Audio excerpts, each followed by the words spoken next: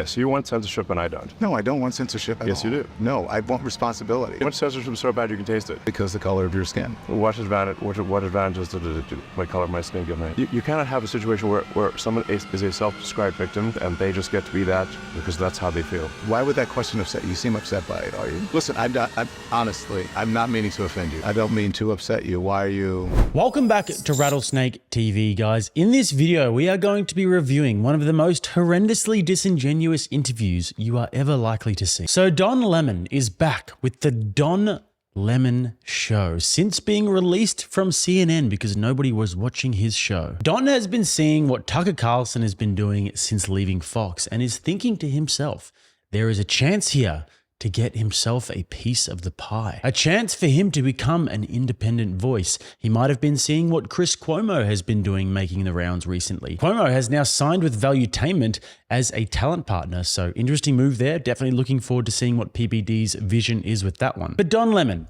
being a veteran of the media, has obviously been thinking long and hard about his marketing strategy with launching this show.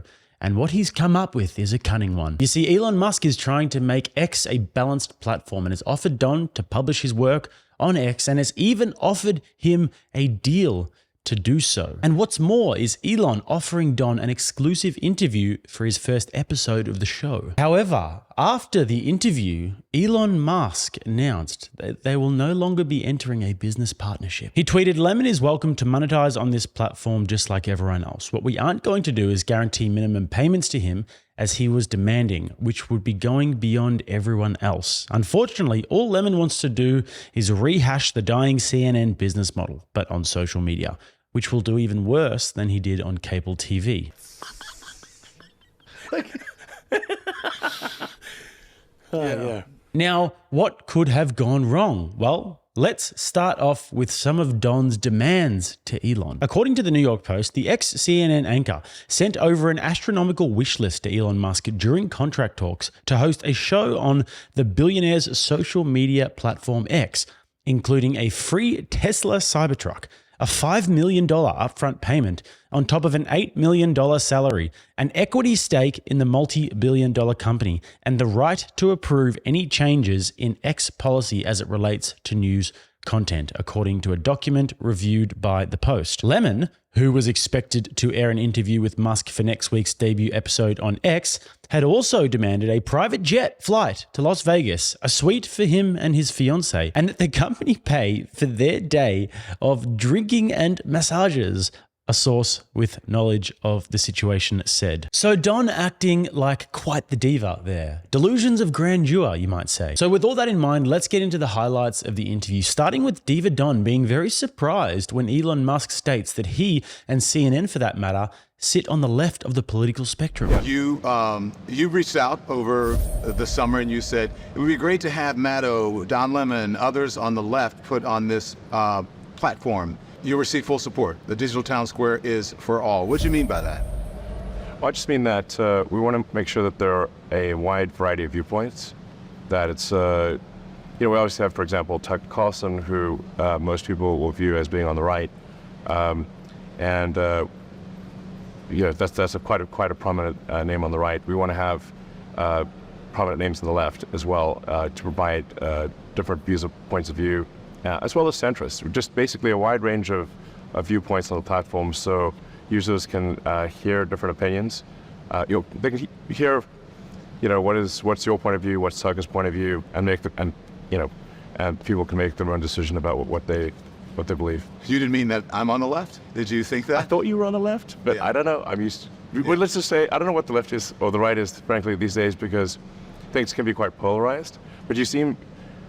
My impression was that you're more likely to be described as on the left than the right. My sense is you're sort of center left. I don't know. You tell me. Well, did you ever watch me on CNN, or did you watch? I saw segments. Yeah, not. I saw segments. Yeah. But CNN is generally considered left. Yeah. Why do you say that? Why do I say CNN is generally considered left? I think if you look at any sort of media survey of what is on the left or right, I think they would say, like, for example, Fox is on the right and CNN is on the left. Yeah. So that's what is it? Am I missing something here? Okay. Are you missing something? I don't know. I think that when I read that, I said, like many of my critics or detractors, they never really watched me on CNN. They just saw the clips of me either on social media or maybe on Fox News or in conservative media, where it's sort of where I've become a character or a caricature of what I actually am, and it's taken out of context. Sure. Well, how would you describe yourself? I would describe myself as someone who is, I am independent in my thinking, and I vote for people based on the issues and how I feel about it, not necessarily because of political leaning of some sort. Well, I agree with that approach. I think that's generally how people should take things, which is, I mean, there are a whole sort of set of issues which are sort of somewhat arbitrarily bucketed into right or left. But I think most citizens would think that they would agree with some things on the left, but not everything, or they agree on some things on the right, but not everything. So that's what I think most people feel, I guess. So guys, I'm not going to insult your intelligence and explain to you why it is that Diva Don and CNN sit on the left. But what I am going to say is that I absolutely hate it when these talking head propagandists say this nonsense. The whole "I'm an independent thinker" shtick. Diva Don Lemon is literally the antithesis to an independent thinker. When I think of somebody who doesn't think for themselves, I think of Don Lemon. He literally worked at CNN, the mother of all mainstream news propagandists, for 17 years reading off a teleprompter. But that's what these major legacy outlets do. They feed their hosts and ultimately their audience the agenda from top down. And this is why it's so important to have resources such as ground news available to us. Check this out. We can actually see how this very interview is being reported by the media and the difference in headlines between left, center, and right, which is a safeguard from being bombarded with propaganda and media bias. And if you don't know Ground News yet, it's a startup that puts tens of thousands of news sources and articles in one place and allows you to see who owns it, where they sit in the political spectrum, plus so many more unique features. Just as an example of one, the My News Bias feature. When you click on My Account and then you go into My News Bias, it allows you to access all of the data on your own news consumption and how many articles you've read from left, center, and right. These tools will keep you armed and dangerous with a healthy news diet. And they've also got a great app which I use on the go. So guys, avoid misleading media narratives and stay informed on breaking news by subscribing through my link, ground.news/rattlesnake. That's ground.news/rattlesnake to get 40% off unlimited access on the Vantage plan, the same plan that I use. So you can find those links below, help support a great alternative company doing some fantastic work, and also support the channel directly. So back to the video, and it's not the best start by Don here, guys, but maybe I and so many others have been wrong all along. And maybe by the end of this interview, I will have changed my mind and I would go from referring to him as Democrat Diva Don to conservative Chad Don. Let's find out. So listen, let's talk more about the Great Replacement, because the first time that you posted on X about this Jewish conspiracy, you ended up apologizing. I didn't call it a conspiracy.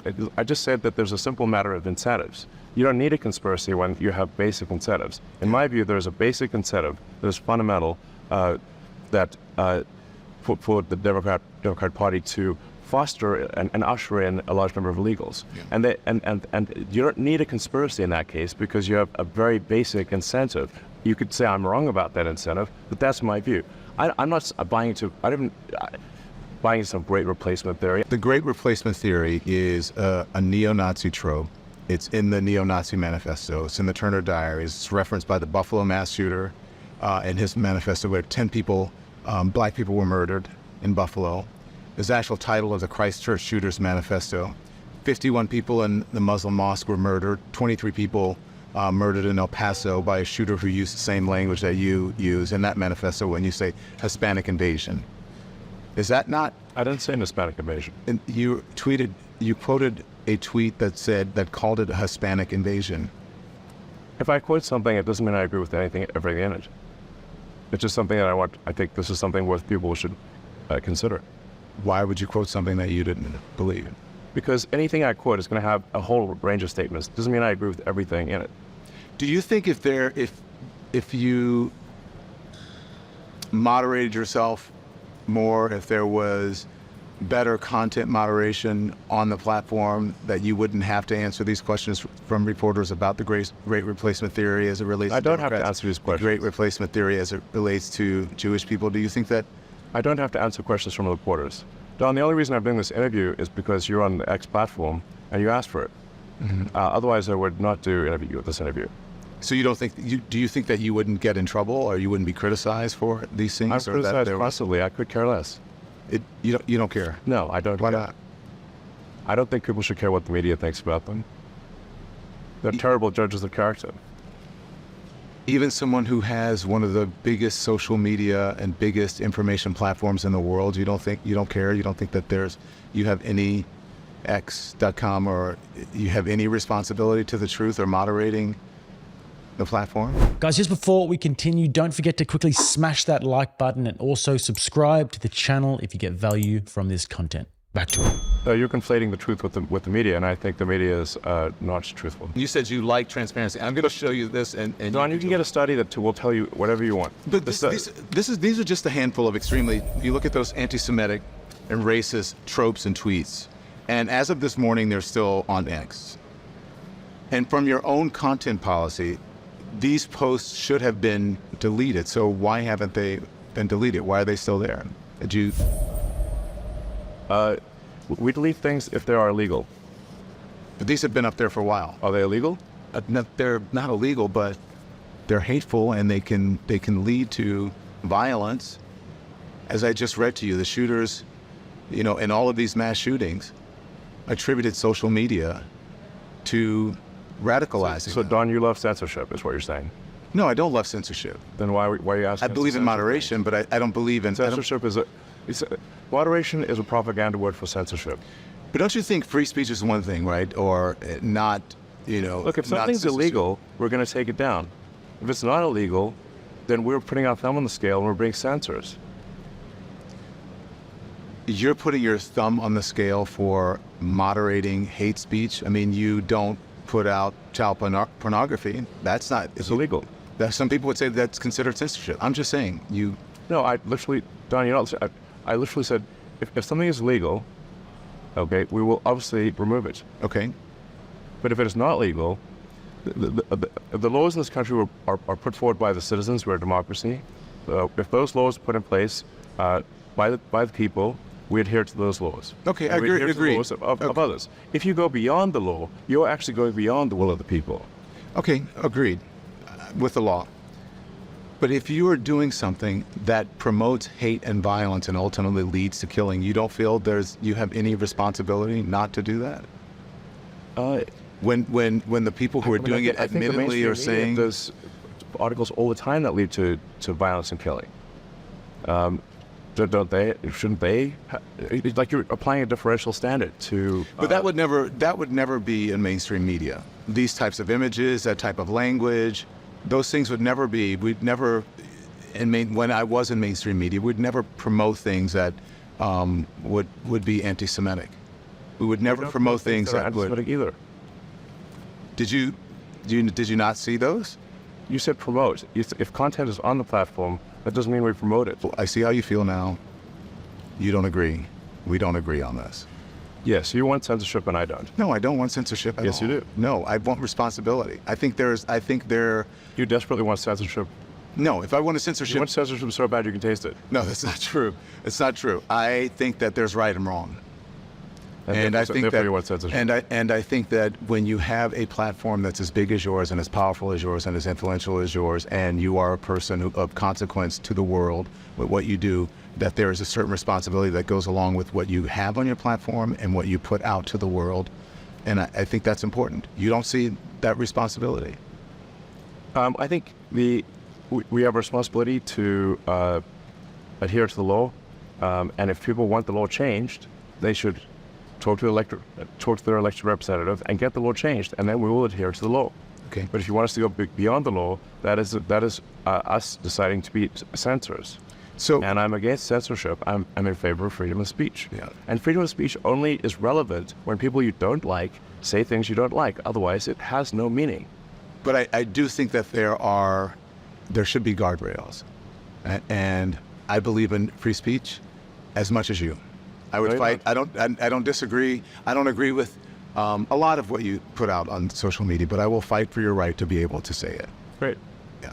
Diva Don absolutely wants censorship so bad that he can taste it. That is a fact. And where have we seen this before, guys? Where have we seen people saying that hate speech should be regulated? Where have we seen arguments such as this mass shooter subscribed to this conspiracy theory, which you liked a tweet about? So would you like to apologize to the family of the victims? And I think Mark Dice said it best here in the comment below the video. You can take Don Lemon out of CNN, but you can't take CNN out of Don Lemon. This comment, by the way, getting 5K likes, which is nearly 5 times more than Don Lemon's pinned comment and a third of the likes of the video as a whole. That says a lot. But Don Lemon here is blatantly arguing for ideological censorship, and he wants to be the king of it. Because many may have thought that, hey, maybe Don Lemon has engaged in hate speech. How about the years of slandering of President Donald Trump over the Russia collusion scandal? That was a real false conspiracy theory. Should Don be cancelled? We would say no, because it's a slippery slope. And you know what, guys? In a sense, Don is right to be giving a tough interview here. That's the job of a journalist. And I can appreciate an interviewer wanting to do just that. But the problem is that he's incredibly disingenuous. He's obfuscating his political allegiance. I mean, he's obviously of the left. President should be ashamed of himself. So Republicans who are condemning him today, who have condemned him before, but still went on to support him, how many times will you look the other way? How can you look at yourselves in the mirror? How can you? He's accused Elon Musk of peddling anti-Semitic conspiracy theories. He's also accused him of promoting hate and violence and ultimately leading to killing. This is the work of a snake, which is ultimately what Don Lemon is. Why didn't he ask about porn on the platforms? Or why didn't he ask about the videos of people being murdered that pop up? Those are actually real issues on the platform that stray into the illegal, not memes. On to the next part about DEI. Okay, so listen, let's talk about diversity, equity, and inclusion. All right, that's been a target of yours lately on X. There was a repost of Ben Shapiro that you claim that DEI is killing people. Specifically, you point to medicine. You claim that DEI programs are putting people at risk. Do you really believe this to be true? And what evidence do you have to support it? What I was referring to there was that if we lower the standards for doctors, such so that they, if the test for a doctor is lowered, then the probability of them making a mistake and killing someone is obviously going to be higher. What evidence do you have, though, that they're lowering the standards? There's no evidence of that. I believe there is. There's no evidence of that, Elon. What is the evidence? I believe they have literally lowered the standards at Duke University, and that is what the article was referring to. There's no evidence. Saying they have of that. not lowered the standards? There's no evidence about lowering standards, and I think that there is. I believe that is a false statement you're making. Okay, well, we'll figure it out. Yeah. I think the interesting thing is, when this is posted on the X platform, there will be a whole bunch of things that rebut what you said and what I said. Correct. And so people can then make their own decision based on the replies and the rebuttals and the community notes. Boeing has taken responsibility for that incident, saying that it was caused by a faulty door panel. So I'm not sure what that had to do with lowering the standards for pilots when it was a faulty. No, it's not lowering standards for pilots. It's the incentive structure. I believe at Boeing changed to include DEI as a fundamental executive incentive. But in my view, it should be purely about passenger safety. Okay, but do you understand how by saying just that standards are being lowered, that you're implying that they're being lowered because people are less skilled and less intelligent, and you're talking about people of color and or women?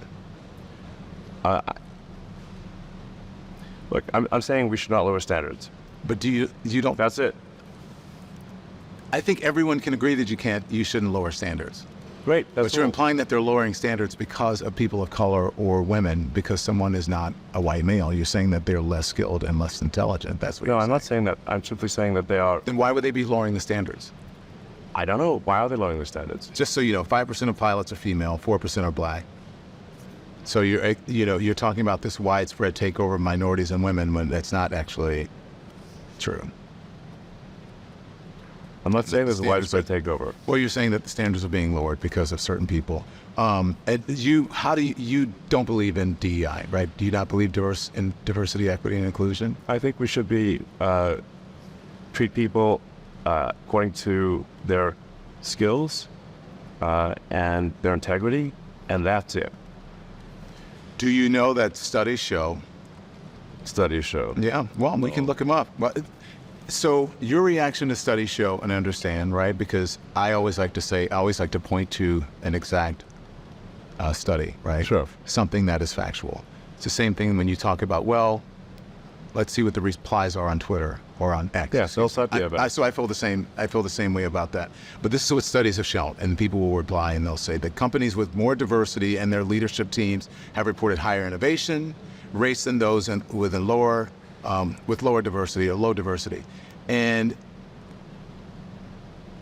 they're better companies and they make more money.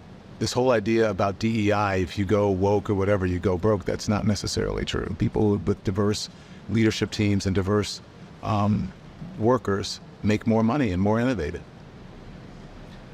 Like I said, my view is that the only basis for promoting somebody should be their skills, talents, and their integrity, and that's it. So Diva Don thinks that DEI is not lowering the standard of the medical field, which would ultimately lead to more death because that is what medical practitioners are there to avoid. Don's argument to me sounds like these measures that are being taken to ensure that people of a certain group are prioritized over the most talented candidates. These measures aren't having a negative effect on the quality of the candidates and ultimately the quality of the healthcare provided. Hate to break it to you, Don, but this is all pretty well detailed. And there's a book about this called The Diversity Delusion by a woman named Heather McDonald. And she also published this article in the City Journal, which is a sort of a shorter version of it, called The Corruption of Medicine. And just to read a little bit of it for you.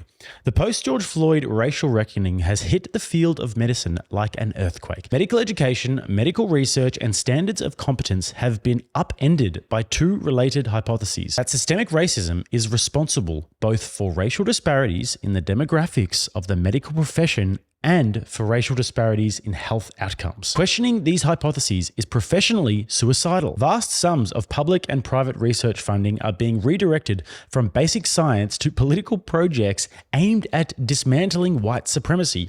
The result will be declining quality of medical care and curtailment of scientific progress. And I'm not going to belabor the point. You guys can check out the article and you can read the book if you'd like. But just let me ask you this question. We see DEI happening absolutely everywhere. We understand that this is a top-down initiative. You've probably seen it in your own life. So what makes you think that they wouldn't be also doing this in the medical industry? If you look at history, if you study history broadly, everyone was a slave. Everyone. Yes. Well, not everyone was a slave. No, everyone was a slave. Okay, but we are all descended from slaves. yeah, Well, all of us. yeah. It's just a question of when.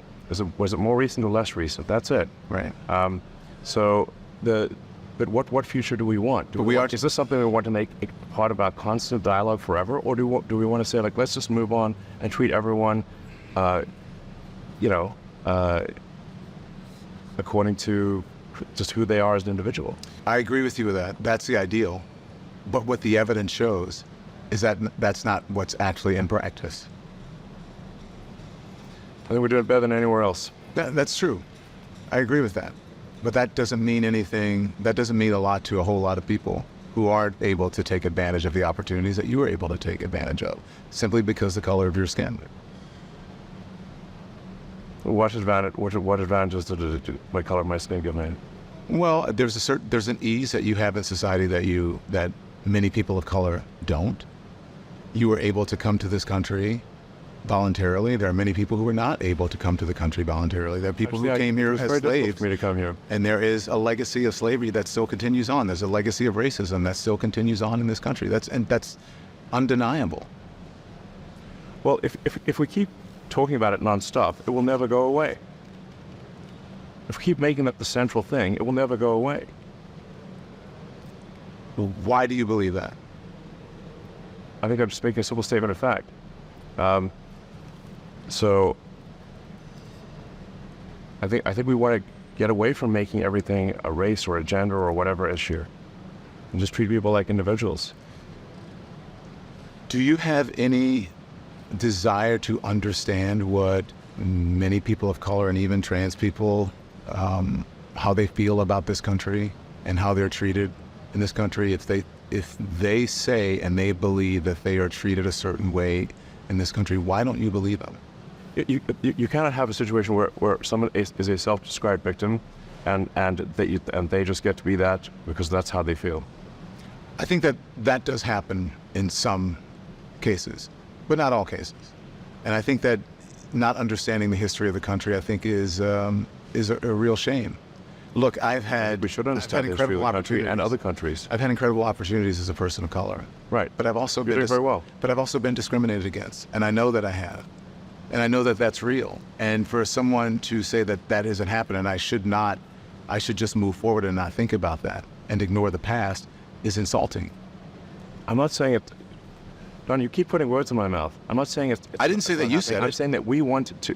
We as a country should move beyond questions of race and gender, and we should treat people like individuals and base our opinions on them on the, their character and their skills. I don't think that anyone will disagree with that. Exactly. All I'm saying is that that's not happening and is not equal for everyone. That those opportunities don't happen for everyone. And I am a living example that they don't. I know that they don't because I live it. You've been incredibly successful. I have been, and in spite of it all. But I know what I know. I've experienced what I've experienced. You haven't done that. And I cannot, I don't know what it's like to be from South Africa. I don't know what it's like to be a white man. I don't know what it's like to be a woman. I don't know what it's like to be a Latino person. I don't know that. So I wouldn't speak for them and just say, you need to move on. That's not for me to say. I believe that it would be great if the country could live up to that ideal. You think that everyone has the same opportunities in America, regardless of their background and ethnicity. Do you? Don Lemon is a victim, guys. And honestly, hearing Don Lemon's sob story just then almost brought a tear to my eye. I honestly had to take a minute and collect myself. Can you even fathom what it would have felt like for him to take that $25 million check to exit his contract early? Honestly, who does Elon Musk think he is? Oh, so you grew up in South Africa, started PayPal, then SpaceX, creating rockets to literally go into space, then Tesla, Neuralink, and now you've bought Twitter, which is the town square of communication in the entire world. Yeah, boo-hoo, Elon, that's cute. Don Lemon is black. Elon Musk could not even begin to understand the sort of hurdles and obstacle that Diva Don has had to jump over in his life just to be able to survive. So I'm pretty shocked by how insensitive Elon was here, and also how insensitive you probably are watching this video if you don't 100% agree with victim Don. And now on to the last part, guys, where Diva Don has successfully wound Elon up. He's accused him of all sorts of things. It's been a very uncomfortable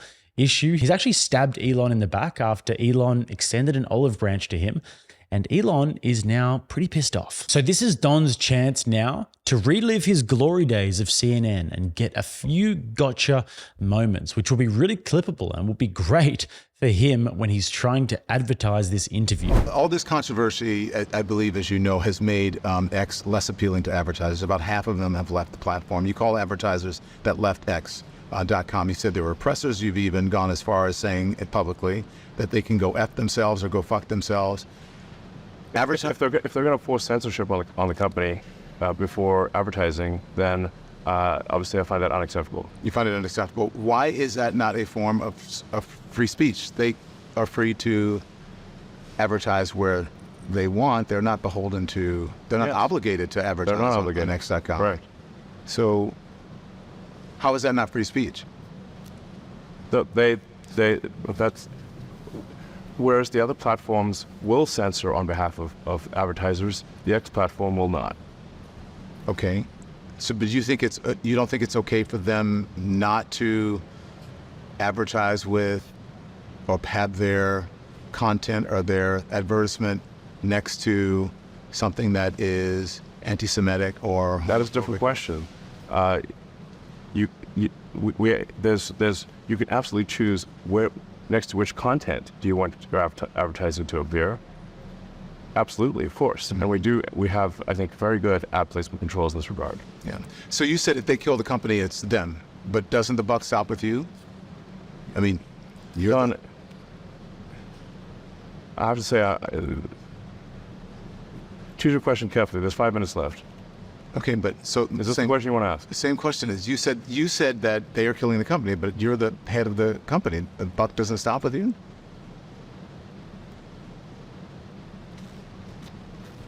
I acquired X in order to preserve freedom of speech in America, the First Amendment. And I'm going to stick to that. And if that means making less money, so be it. So I have to be, listen, I'm just being honest, right? I'm not trying to get you or anything. I was just surprised that you would blame other people for killing the company. I mean, when you say the buck stops with the president of the United States, regardless of what happens, right? So why would that question upset you? You seem upset by it, are you? I think you. And I'm not trying to upset you. Well, you are upsetting me because the way you're phrasing the questions, I think, is not cogent. It's not what? Not cogent. Cogent. Yes. Go ahead.